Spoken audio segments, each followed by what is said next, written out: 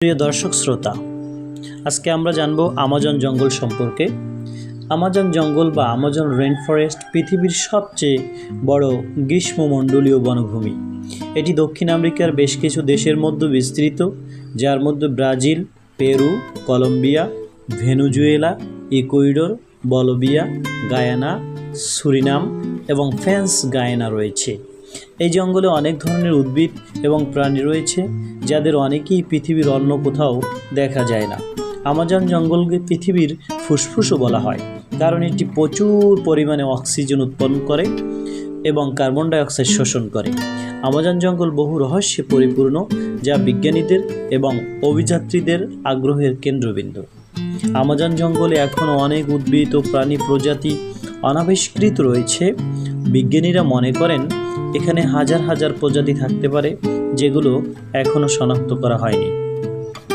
Amazon জঙ্গলে বহু প্রজাতির সভ্যতার নিদর্শন পাওয়া গেছে, যা প্রমাণ করে যে এখানে বহু বছর আগে উন্নত মানের সমাজ ছিল। এই অঞ্চলে বিভিন্ন মাটি তৈরির প্রক্রিয়া, যেমন টেরা প্রেটা, আবিষ্কৃত হয়েছে, যা প্রাচীন মানুষের কৃষি জ্ঞানের উদাহরণ। আমাজন জঙ্গলে কিছু বিরল এবং বিশাল আকৃতির প্রাণী পাওয়া যায়, যেমন অ্যানাকোন্ডা, জাগুয়ার এবং হারপি ঈগল। এই প্রাণীদের জীবনধারা এবং আচরণ এখনও পুরোপুরি বোঝা যায়নি। কিছু গবেষণা আমাজন জঙ্গলের নিচে বিশাল ভূগর্ভস্থ নদী অস্তিত্বের ইঙ্গিত দেয়, যা সরাসরি আমাজন নদীর সাথে যুক্ত হতে পারে।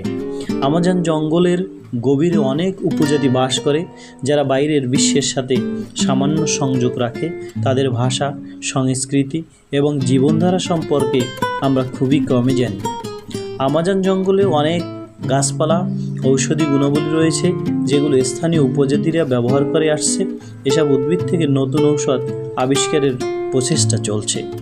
এই রহস্যগুলো আমাজন জঙ্গলকে একটি অত্যন্ত গুরুত্বপূর্ণ গবেষণার ক্ষেত্র এবং প্রাকৃতিক বিস্ময়ের ভাণ্ডার হিসেবে প্রতিষ্ঠা